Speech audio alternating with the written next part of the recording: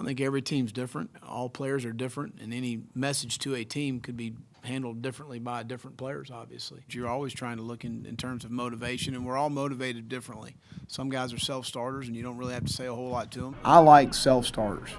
I like guys that go out there and self-start, that self-motivate themselves, that you don't have to create an edge for them every day. Some guys need to have a little bit of a reason to get excited. I think it's all based on the player, and you know, this environment will be electric on Saturday, and if you can't get excited for it, something's wrong with you.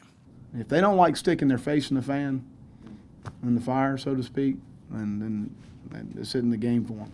You're playing for the University of South Carolina. You got an opportunity to play in front of 80,000 people on Saturday night.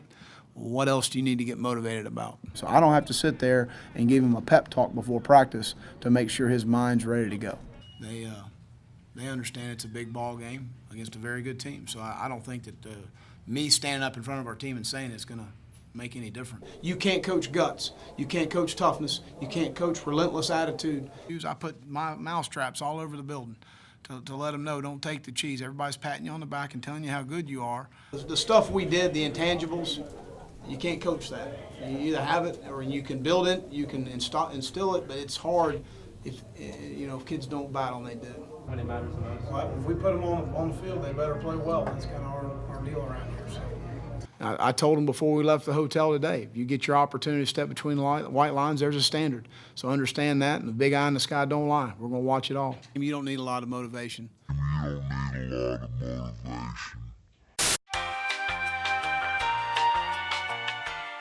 I would rather say whoa than giddy up.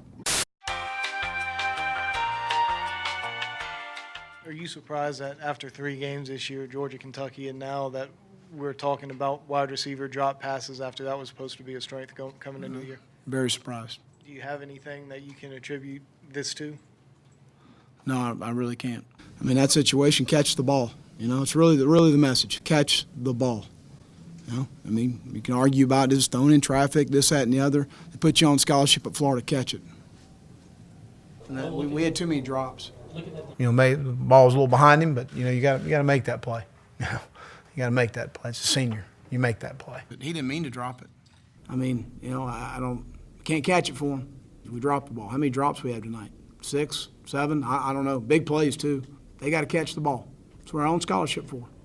They got to catch the ball. It's kind of like when a receiver drops a pass, but he didn't mean to.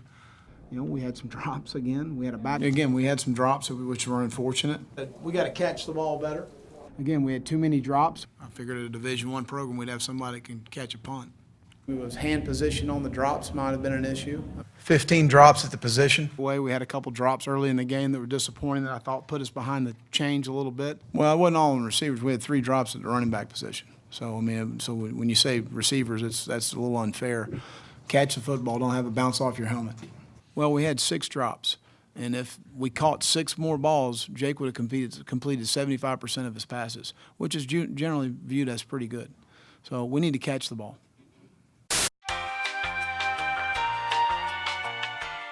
What? I'm not very good at math, so I don't get into all that. I always tell our guys, you're the fireman. You got to go put the fire out. Some miscommunication, the lack of execution offensively, the self-inflicted issues functioning offensively with lack of communication, lack of execution. We just got out of sorts of our substitution and communication. Can't get out of our own way at times, and alignment, communication, assignment, you name it, we didn't do it very well. Self-inflicted issues like that. We didn't have a timeout. We had a little miscommunication. And you're looking at your offense, and we've not been very productive. Of an issue of communication, of being on the same page, and it killed us in the first half. You couldn't get off the field. You couldn't keep the offense on the field. Offensively, just abysmal. Just a lot of self-inflicted wounds. Self-inflicted wounds right before half. To start the game. Miscommunication. We had a couple communications issues there. Any self-inflicted issues tonight. So our execution offensively, our communication, It needs to improve tremendously. Self-inflicted wounds, you really shoot ourselves in the foot. Again, we shot ourselves in the foot. We had a miscommunications. We've had some self-inflicted issues that we've created for ourselves. We've stumbled again a little bit in the first half offensively there. Well, at the end of the day, we didn't communicate very well, so to me, it was more of a communication issue. We've got to communicate better. We had a miscommunication. The miscommunication, we created more issues for ourselves than we helped, probably. Way too many self-inflicted issues, have self-inflicted wounds. We had a couple self-inflicted issues today but I would say communication is a major issue for us and has been one through camp.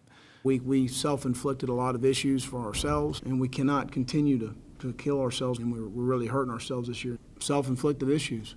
Well, we hurt ourselves. You kill yourself with you self-inflict wounds. Just too many self-inflicted issues. Walking Way that too line. many self-inflicted wounds.